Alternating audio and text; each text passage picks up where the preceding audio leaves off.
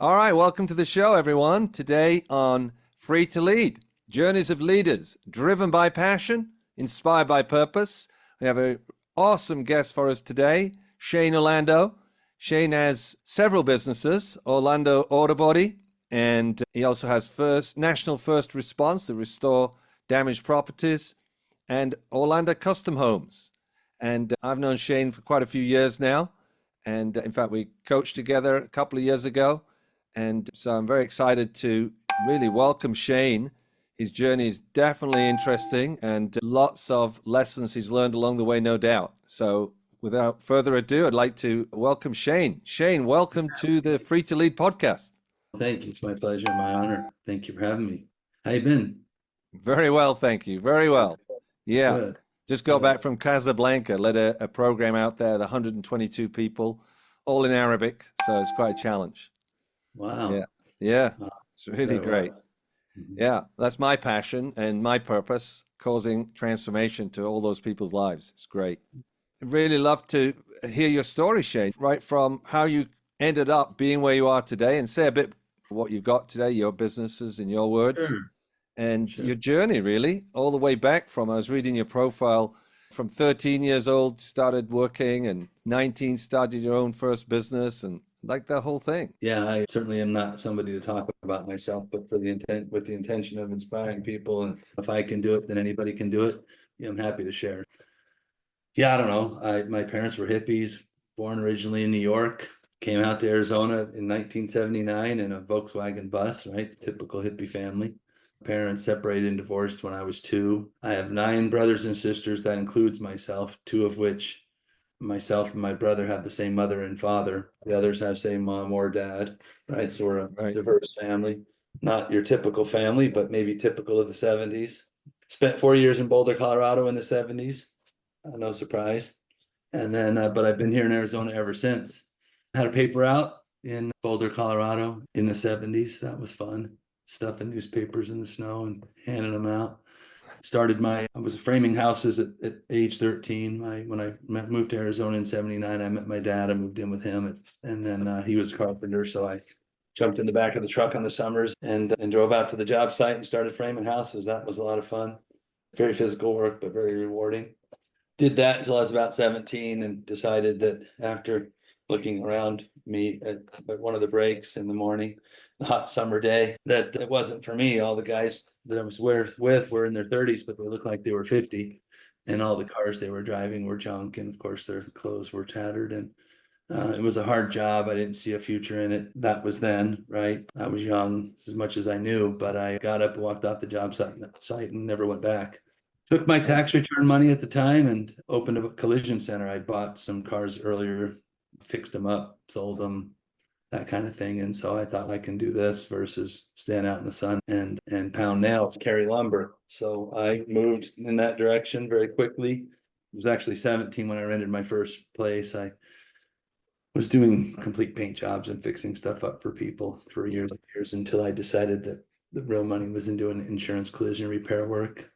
Ironically, 20 years later, there's as much or more money in the custom painting spaces as there is in the collision industry, but that wasn't the case in the 80s and 90s, early 2000s. There's guys now that make a very good living doing that, right? The value of the cars has increased, and the value of that trade has had the light shined on it, right? Fewer people are doing it, so there's a bigger demand, and you can make a good living at that. So hats off to those people doing that. But I was lucky enough early on to be doing both custom paint jobs and collision work, and then did that for quite a while until eventually it was 90% collision work and 10% custom paint work, to where now it's 100% custom paint work.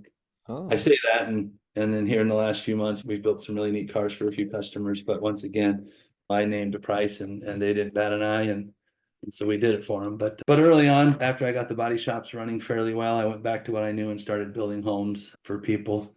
And I trained a kid from the back of the shop to manage it. He did that for about 13 years while I started a construction company that I still have today. 7 was really tough on that business. After building about 50 homes for people, the banks dried up all the lending, and that kind of went away. I pivoted and went into the insurance, restoration, flood, fire, that kind of thing.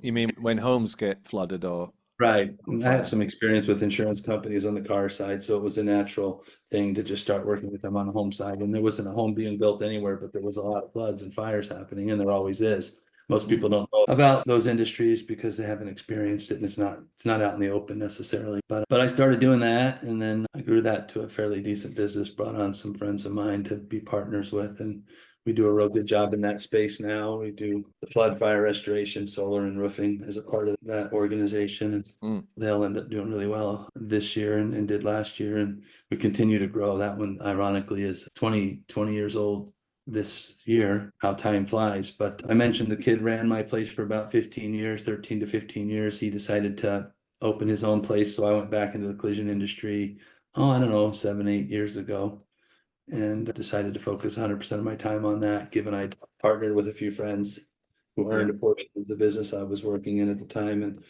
And they, like, guys, I think you got it from here. I'm gonna go do this. I've got to go rescue my collision shops. And it wasn't a couple of years later, you coached me for, in fact, it was the pandemic, right? In Yeah, through 2020, COVID. Yeah, yeah. through COVID, that was a challenging time. We got through that. That was a very interesting time. At the time I had a couple locations. In fact, I just opened one. I think it was February 28th. I opened a Scottsdale location, and they closed the entire planet down April 1st of Yeah. 2020. So that was a very challenging time. I remember navigating that with you on a weekly basis, and just Yeah. you got to stay out of your head when that happens, right? And Yes. just really stay focused. And Which you did. How many shops were you running? Four, I think, at the time.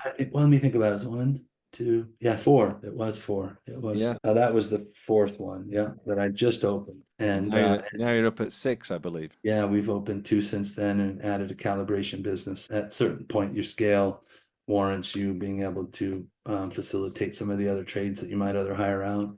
So calibrating the vehicles is something that we do internally now, but the company services all the other companies. And I think we have a tow truck now, so that's something you can't do when you're a single shop owner, but when you have multiple shops, it makes sense, makes dollars and cents. So we've done that, and we've got a target on our back now, and had lots of people looking to buy us.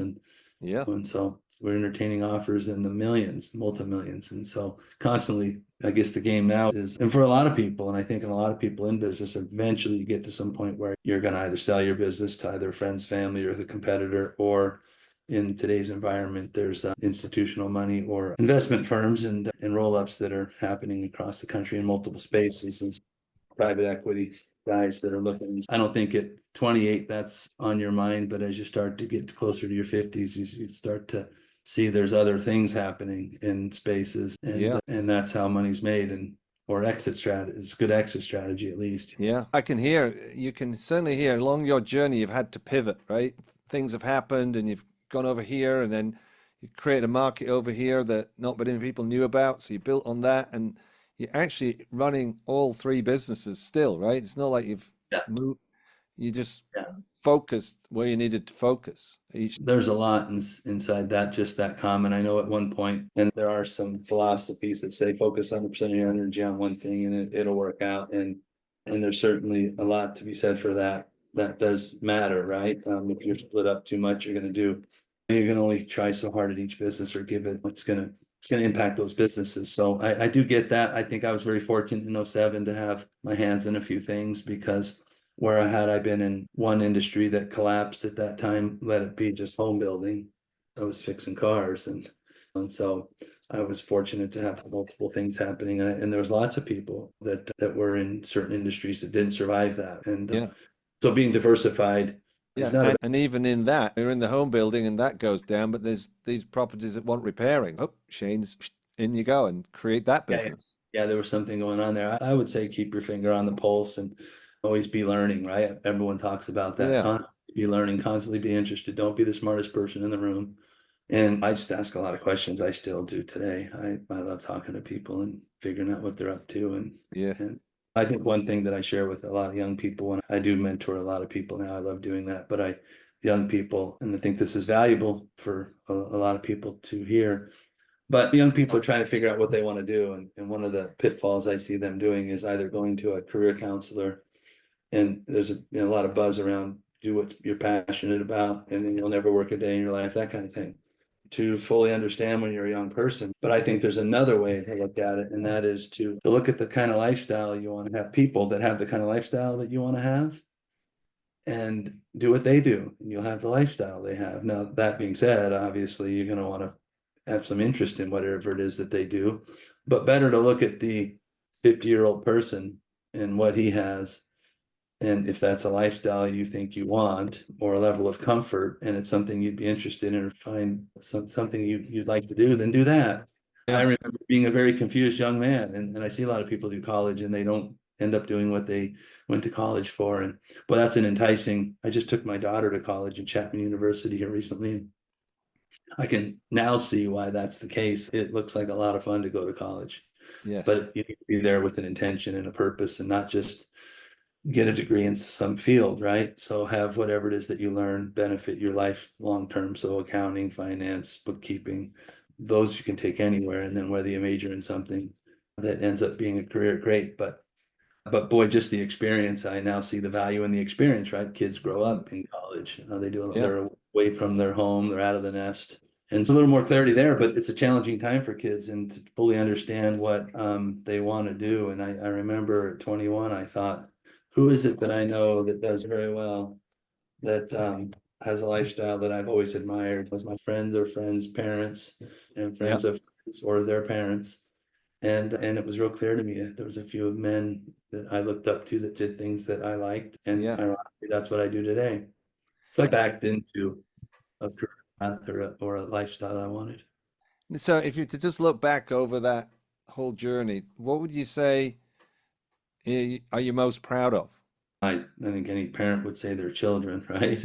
But and the lifestyle I've led isn't been great for my children, right? You hear about the parent who works 70 hours a week and is not with their kids very often, but in a lot of cases, that's just how it is, and you can beat yourself up about it or do the best you can with it. And I've managed a little bit of both, but my kids, how they've turned out, the example I've been for them. But mostly, man, there's a lot of value in having a lot of good men in your life, looking out for mentors, asking questions, and not being afraid of making mistakes. Say a little bit more about that, because I coach lots of people, and one of the things they're terrified of is failing. Oh, and it's just failing to fail, and they won't even get started, or over planning, right? They got to plan before they get started. And we've all heard, jump off the cliff and build your parachute on the way down. And that's scary for people, but boy, there's a lot of wisdom in that. Just get into it and figure it out. They talk about going to sleep, and go to sleep with some problem you need solved, and your brain will fix it while you're sleeping.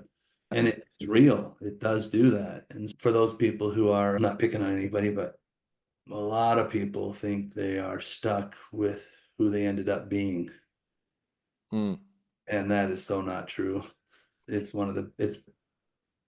the big barrier to everything we were touching on a second ago, fear of getting started or failing and all that. And really, that's mostly just that they think they're stuck with who they ended up being. And you can read a book, you can get a mentor, you can get a coach like yourself.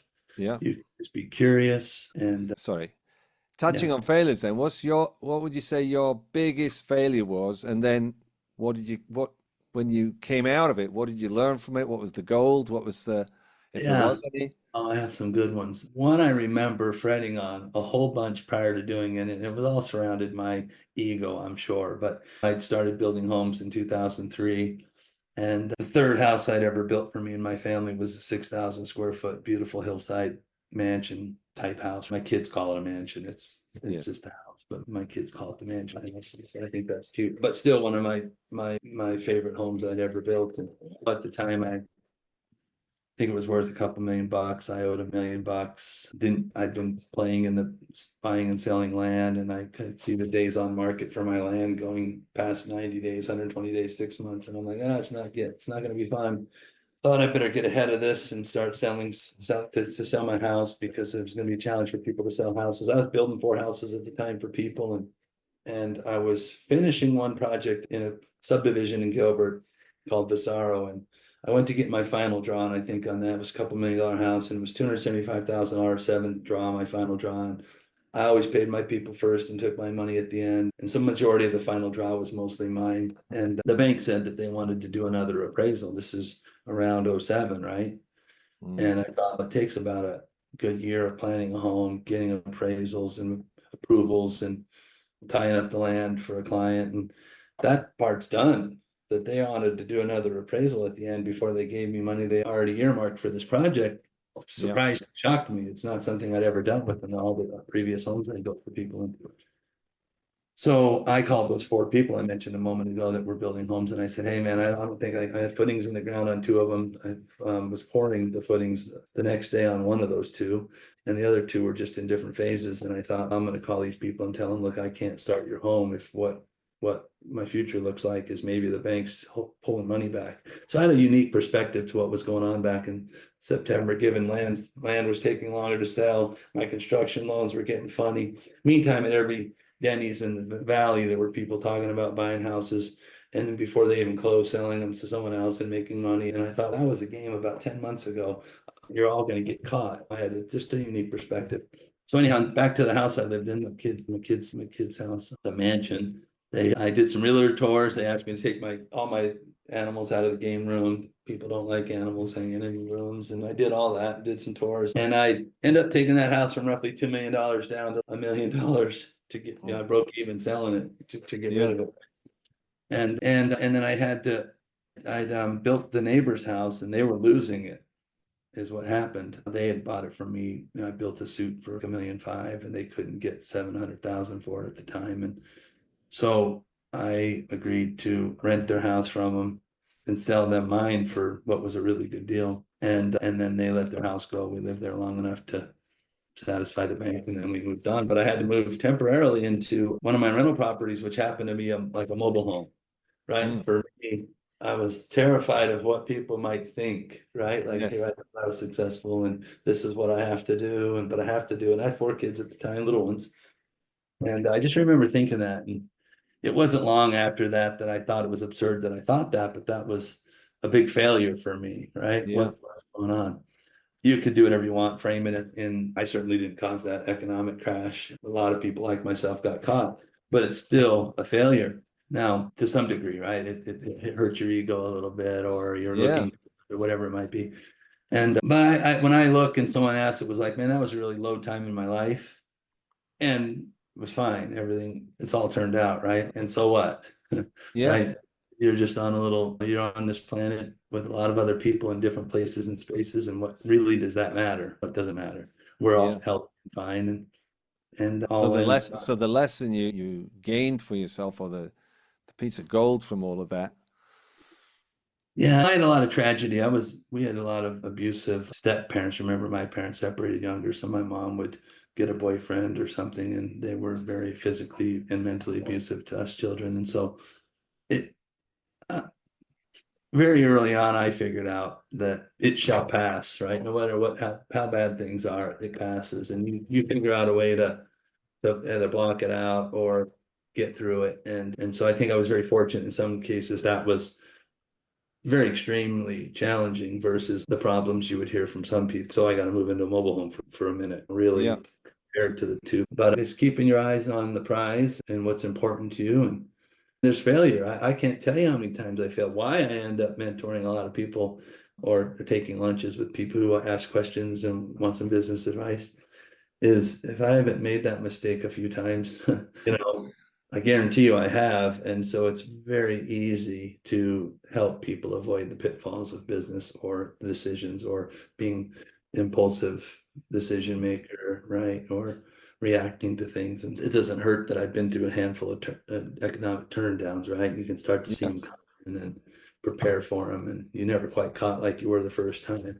You may also be a little reserved to get feet first into a good economy when it's around the corner or something's going to happen, but you just get wise. You get wiser. Yeah. So what would you say to somebody listening, facing challenges, similar challenges maybe, or they're struggling? What would you say to them? And they're growing the business, or they're hitting a hard time. I know you're a coach, and I'm not saying this because you're a coach. You got to get help. Let your ego get in the way. It's very hard to make clear decisions at the bottom of a pile. Easier on the top of the mountain, but very difficult, and it'll handicap you. I took a call yesterday from a guy in the towing industry, and the auto industry is taking a pretty good hit right now. Rates went up for everybody, 30, 40, 50% in insurance with insurance. Interest rates are high. This is the third, 3.5, third real economic hardship that I've been through with the collision centers. And when that happens, people don't have the money for their deductibles, so they'll drive a wrecked car longer than they otherwise would have, and or they'll take the checks from the insurance companies to pay for food or their rent or their credit card debt. Credit card debt's at 2007 levels. Good indicator that there's going to be some issues. Foreclosures are starting to happen in some states pretty aggressively, and then auto repossessions this year up 70% from last year. I'm starting to get the calls from people that are reminiscent of where I was in 07. Ooh, it's not how big you are, it's how small you can get fast.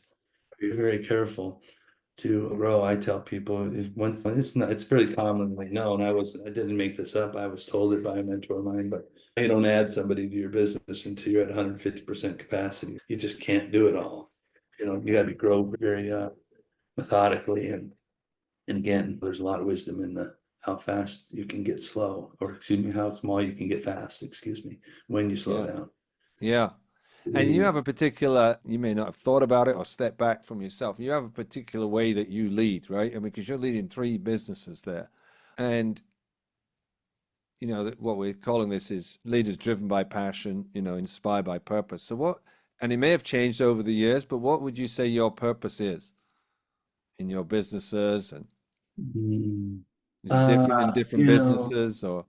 I tend to hold the visionary portion of the business, and I've always taken that for granted because I thought everybody could do that, and I really didn't think it's a very valuable position, but it's very valuable. I thought, like most people, that everyone thinks the same to some capacity or has the same capacity, and that's just not the case. It's not right or wrong. It's just not the case. We have different strengths, and mine happens to be painting the picture. Yeah. I thought everyone could do that. They can't. And I can lay in bed at night and figure out all the nuances, but then you need a strong team of people that'll keep up with you and do all the heavy lifting. And I would say that my portion is I'm best out creating faster than they can build. Does that make sense? Yes, yes. And with changing environments, you're watching things, right? Whether there's the next thing you should get into or stay away from. If you're connected, like I am, to a lot of people, which happens over time, if you're open to being in communities, right? The Boy Scouts, they're just any community is a community. The more Yeah. you're involved, the bigger your network grows, the bigger your life gets, and the more opportunity there's for you and others. And that's a role, right? There's times I call some of my companies and say, hey, we need to do this, and they've never heard anything about it. I'm shocked because in the world I'm floating around in, that's the buzz. This new thing, way of doing something, new application, service. So that's the role I play. Then it's having great team members, right? And people talk about it all the time. You can't do everything yourself. And if you're one of those people that think you're going to do it all yourself, you're handicapping yourself. Yes. Yeah. So I tend to have way smarter people than me around me. But oddly enough, and I say this a lot, there's different kinds of smarts, right? Like academic smarts is a different kind of smart, right? Yeah. Even myself, let's just assume I mean, I could be talking to anybody, right? But I know a lot of smart people that aren't very bright. And Yeah. they're not picking on anybody, but I know what I know. I just don't know what you know. Yeah. And so if we're talking about those things, I'm going to be pretty stupid in that field because I don't know anything about it. And so just try to find smarter people. They're out there. The one nugget is hire slow and fire fast. Yes. That's Yeah. a hard lesson to learn, man. You get excited about people that they're gonna do all this great stuff for you, and you hire them, and you've gone through 10 people before you found one good one. Slow down, Mm. be a little more rigorous. Recently at a conference, and body shop conference, and one of the guys says, hey, I have a question. We're going to do a big round table. It was just a parking lot type conversation. Hey, what I want to ask everybody in this room, there's about 30 body shops in there. Hey, what are you guys doing to train people in your organization to replace you? His example was he's had a guy work for him for 10 years. He's bringing him out of the shop, bringing him into the office, and he's going to just promote within, right? Which was fine. And certainly my answer isn't the right answer, but it's an answer. And from my experience and having done some of that, it can work. It doesn't always work, like everything. But I said, I can answer. First of all, I had to do a personality test.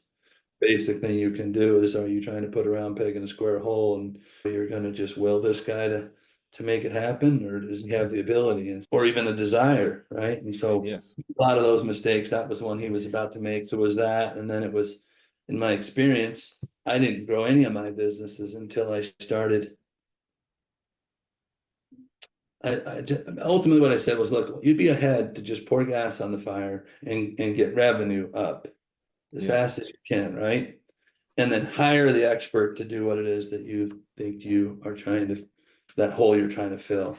Because if you just do that, you'll be years ahead. Find the guy who already does what you Yeah. need. Now, oftentimes you can't afford them at a certain level, Yeah. but personality test, find the right people. And you don't be afraid to pay for those people, because they'll make you 3 times that money. And then beyond that, that's its whole other challenge, right? A lot of people go into business thinking, well, if I give it to somebody else, I don't have it anymore, Mm. right? There's a weird thing that goes on, including in advertising, right? You got to spend money to advertise. If I spend $5,000 a month, $5,000, I could pay for my car, my house payment, Yeah. It's Yeah. very short-sighted. You're just too attached. That now, of course, you have the wrong advertising, but when you're doing everything right, that's what brings you back money. And the same with investing in your employees. They make your life easier. So I've always been willing to take less for myself, Yeah. and diversify a bit. And I choose my peace of mind over money. Yes. You know, I Great. don't, And then Shane, what's your biggest challenge right now, if you're willing to share? oh, I've turned 54, was it yesterday, day before yesterday. Happy birthday. Yeah, thank you. I lost a bet and had to grow this mustache. I know you laughed when we first got on. I have to keep it one more week, and it's killing me. But 54 is fairly young. In fact, I was sharing with somebody at the gym yesterday. My dad died at age 54 over 25 years ago. And he was a carpenter and he looked 84 when he was 54. It's a different time. People aged differently. Yeah. Uh, so in the same sense, I was fairly sad. I'm at the age now that my dad died, and that always seemed old. Of course, it wasn't very old. And now that I'm here, it's very young. And so proud that I still have my health and my youth, and then sad that he's gone. And but that's also young, and so there's opportunities for me to, as I mentioned, sell my business. I'm entertaining some offers now, and then there's all the decisions that come with doing that. And you're young, and how Yeah. much is enough, and I've never really been driven by money. I think you'll find a lot of people that do well. It's not the money, it's Mm. what they, what's the Yeah, drive, my experience of you is you're more lit up when you're in the middle of stuff and it's all going all over the place and you're having to sort this out and sort that out and get your hands dirty and get in there. That's for me when you're the most lit up. Yeah, and oddly enough, along with age and wisdom comes the realization that, hey, you can have an opinion about wealthy people, and there's a ton of them out there. One that is, discouraging is that they greedy or whatever the case may be, but really money ends up being the byproduct of what you do. And if you actually gotta just quit what you're doing, then fine, but then what's next? Whether it makes money or not, you still got to stay busy. So my current challenge is navigating what that my future might look like if I do entertain selling. And I got kids, I can go help them. And in a lot of ways, I should be grateful and thankful that's even an option at my Yeah. age. And I am. It's just it's just something to navigate. I've never been Yeah. here. You may not have thought of this question, but where do you see yourself in 5 years' time? You may not have a plan. You may have. Only because I've been entertaining selling my business and or businesses. Have done some thinking about it, and it lights me up a little bit, is helping my kids create their businesses using what I know to help them.